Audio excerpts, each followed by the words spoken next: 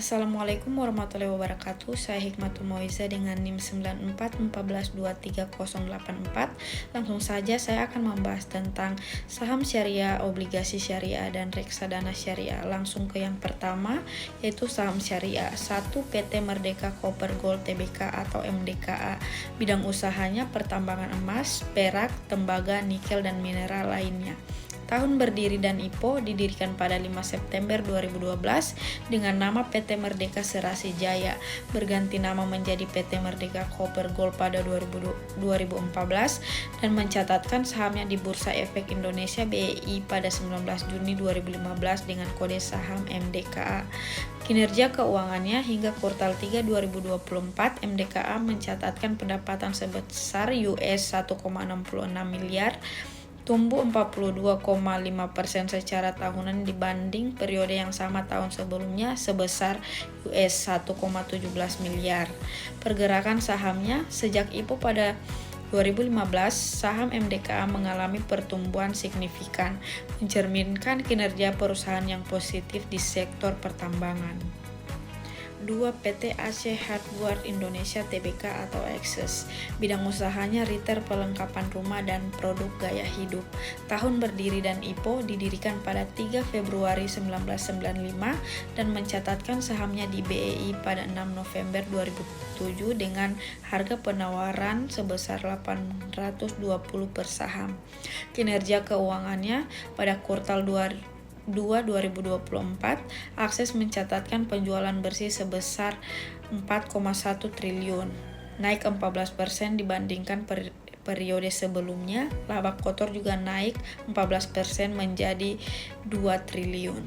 Pergerakan sahamnya, saham Akses menunjukkan pertumbuhan yang stabil sejak IPO, didukung oleh ekspansi toko dan peningkatan konsumsi rumah tangga di Indonesia.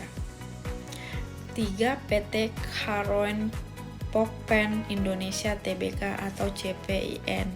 Bidang usahanya produksi pakan teknik, pembibitan ayam, dan pengolahan makanan siap saji. Tahun berdiri dan IPO didirikan pada 7 Januari 1972 dan mencatatkan sahamnya di BEI pada 18 Maret 1991 dengan harga penawaran 5.100 per saham. Kinerja keuangan pada tahun 2023, CPIN membukukan laba sebesar 2,8 triliun.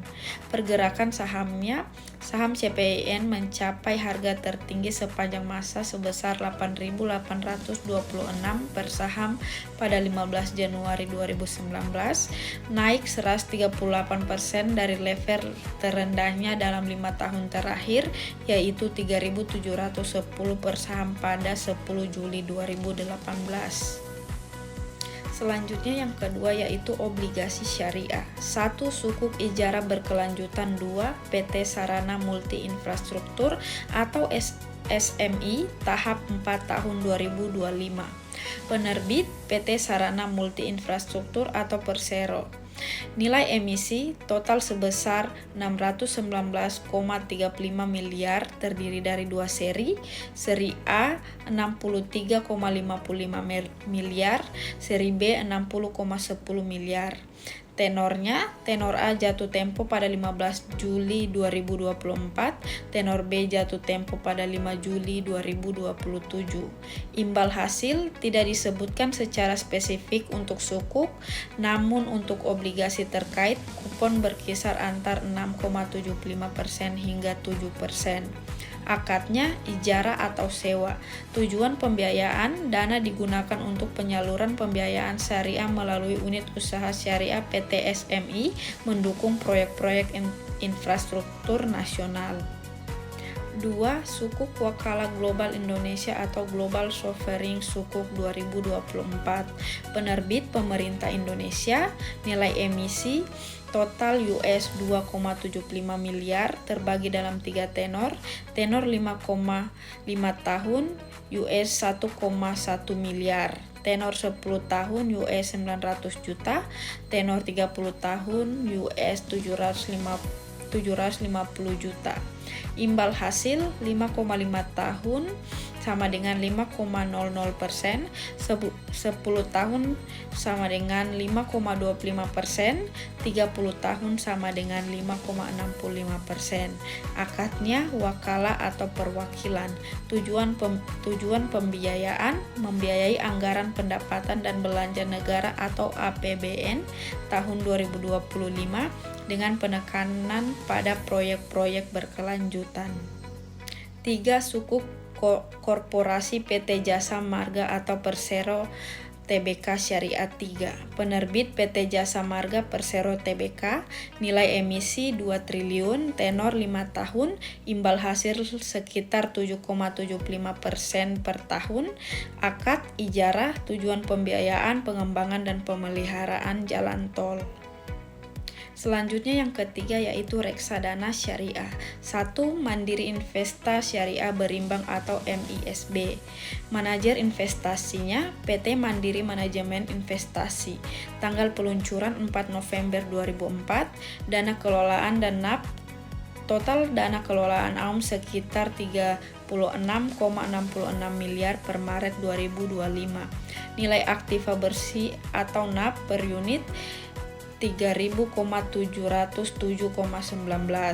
Kinerja sejak peluncuran 270,72%. Komposisi aset saham syariah 13,14%, sukuk 61,42%, deposito syariah 24,55%. 2. Trim Syariah Berimbang. Manajer investasinya PT Trimega Asset Management. Tanggal peluncuran 27 Desember 2006.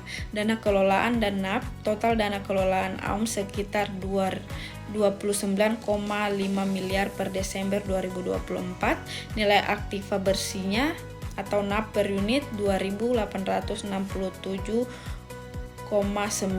Kinerja sejak peluncuran 186,71%.